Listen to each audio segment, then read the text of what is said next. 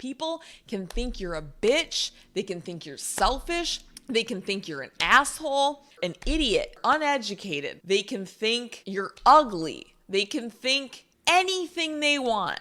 And there is nothing you can do about it.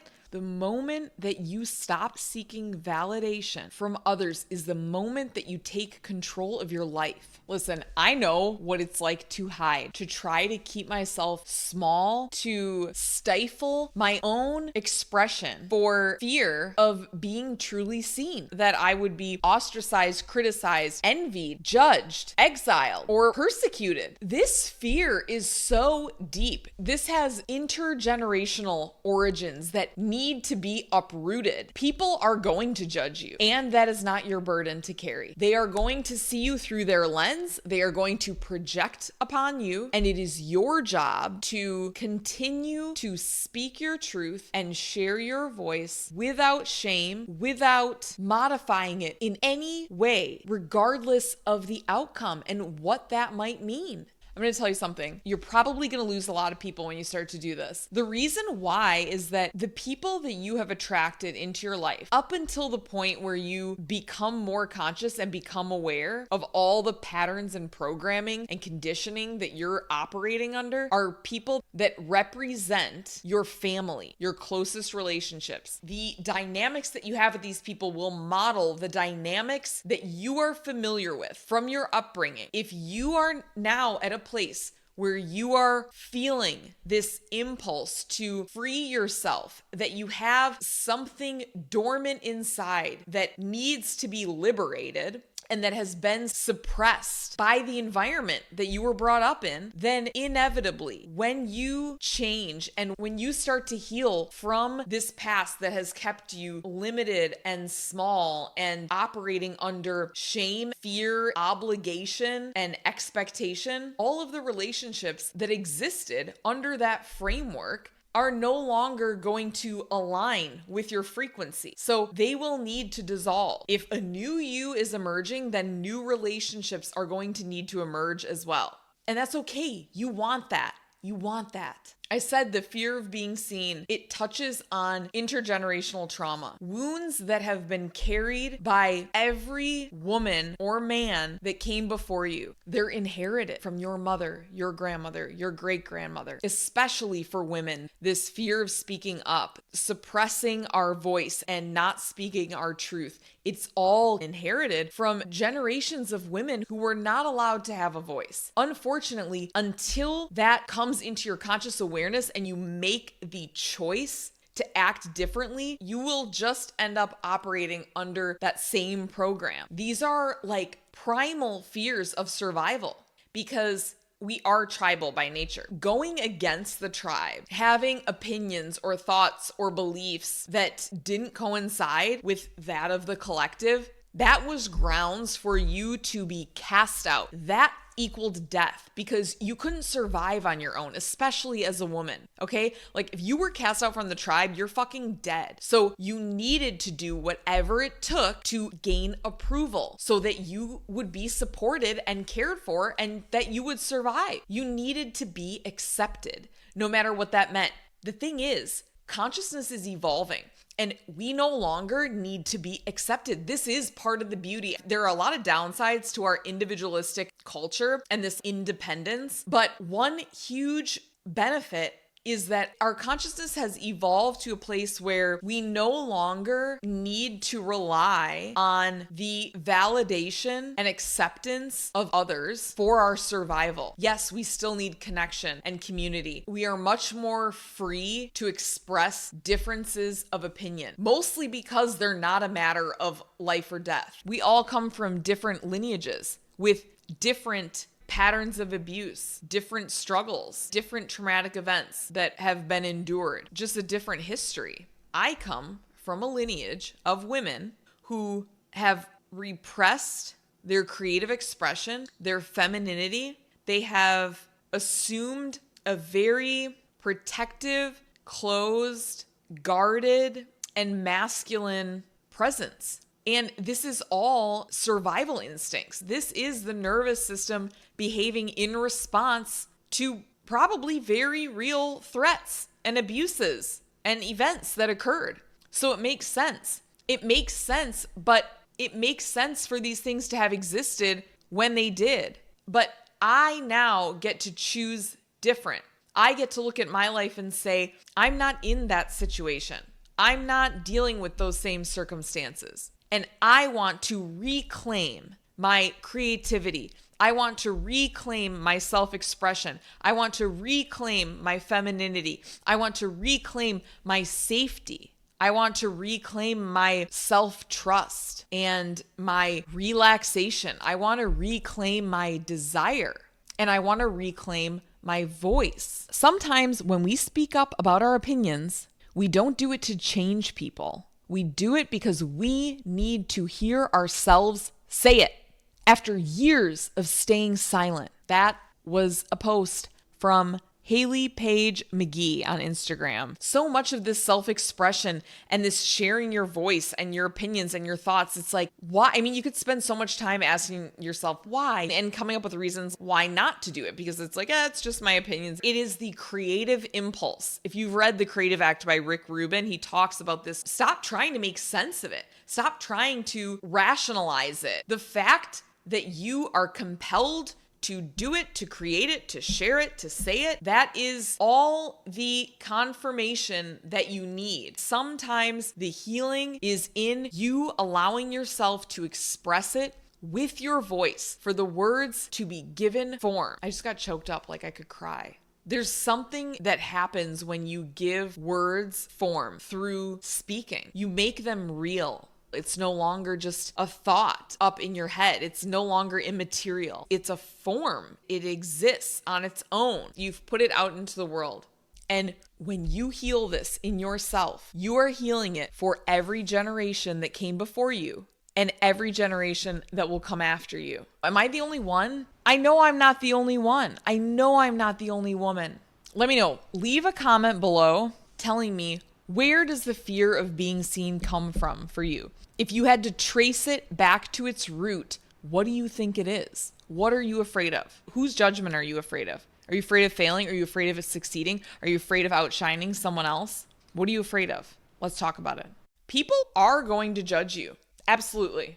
But this cannot be a reason to hide yourself. Other people's judgment represents something that they are not accepting within themselves. It doesn't mean anything about you. Here's a quote from, I don't know how to pronounce her name, Anais Nin. My mission, should I choose to accept it, is to find peace with exactly who and what I am, to take pride in my thoughts, my appearance, my talents, my flaws, and to stop this incessant worrying that I can't be loved as I am. People are going to project things onto you when you put yourself out there.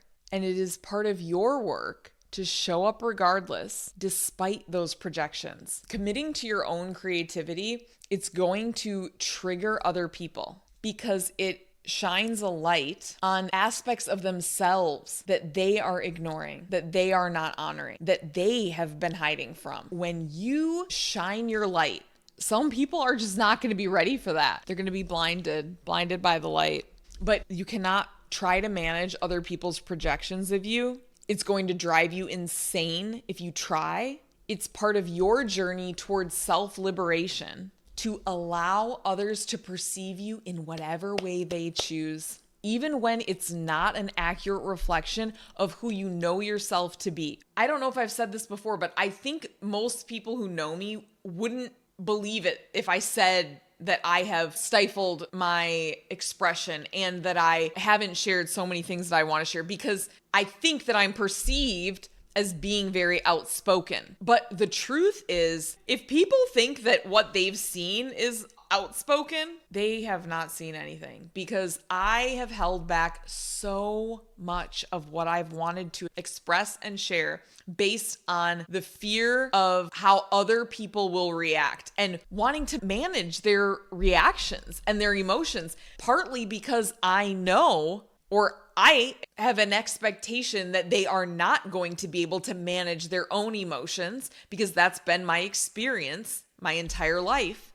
And this anticipation of needing to do damage control once I open my mouth and say what I want to say, and then people get bent out of shape and they can't handle it because people can't handle the truth. And then I feel bad and guilty and ashamed and regretful.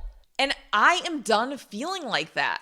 And you should be too. For example, so much of the things that I contemplate and that I write notes about in my notes app is family trauma, intergenerational trauma, childhood trauma, just family dysfunction, dysfunctional and toxic relationships, because this has been my life experience. I should be able to talk about these things. It's actually crazy because it's so ironic that it is the family dysfunction and toxicity that doesn't allow me to talk about the family dysfunction and toxicity, because there's so much emotional immaturity and people that can't manage themselves, and there's so much victimhood that I am not able to speak about it because of all of the gaslighting and the pressure and the expectations and the resentment and the guilt that is projected and placed upon me. And it's bullshit. We all have an experience of our lives that is unique to us, and we have every right to share it and to speak about it. And if people cannot handle it, then they can fucking see themselves to the door. I've already lost all of my friends. Any support system that I felt like I had, it's fucking gone. But that's okay, because I know that I'm opening the door to people who are going to actually appreciate me and value the aspects of myself that have been shamed for my entire life. The aspects of myself that I have tried to keep hidden because I was taught a long time ago that they were not acceptable, that they were inappropriate, that they were too much, that they were too loud, that they were just unsavory.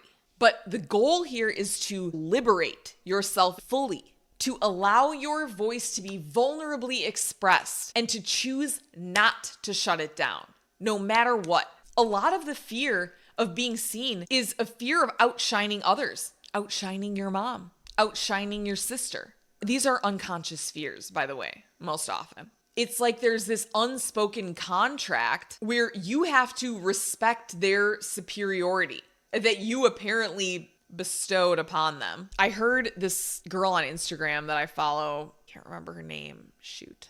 But she says that your success is capped by the amount of envy, judgment, and criticism that you can withstand and tolerate from others without taking it personally and making it mean anything about you.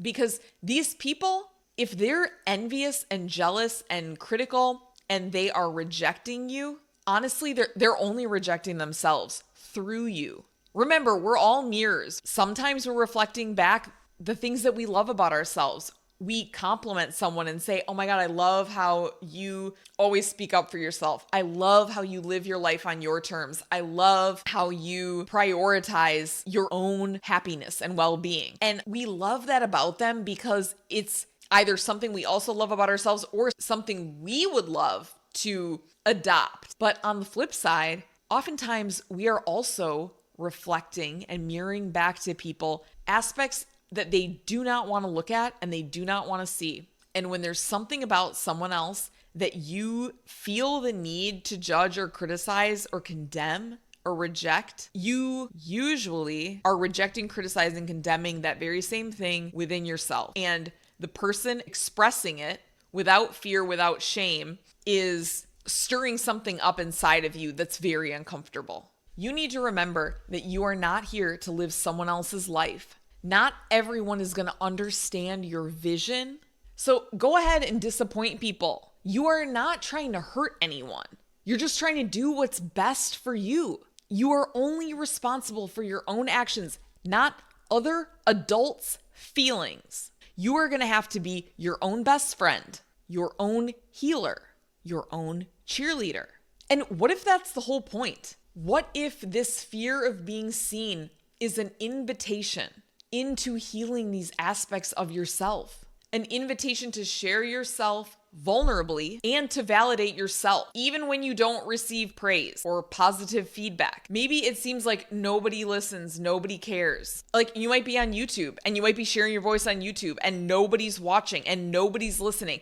And maybe the only comments you're getting are negative. Like imagine you still have to show up and show unconditional love and support for yourself. That's when the game fucking changes. That is when you completely shift your frequency. This is from a post from, his name's Xavier Dagba. I don't know. I can't pronounce it. On Instagram. And I absolutely love him. And he talks about healing these wounds. When you can go without receiving any praise or feedback, expressing yourself vulnerably, raw, unapologetic, unfiltered, and you still have compassion and appreciation for yourself.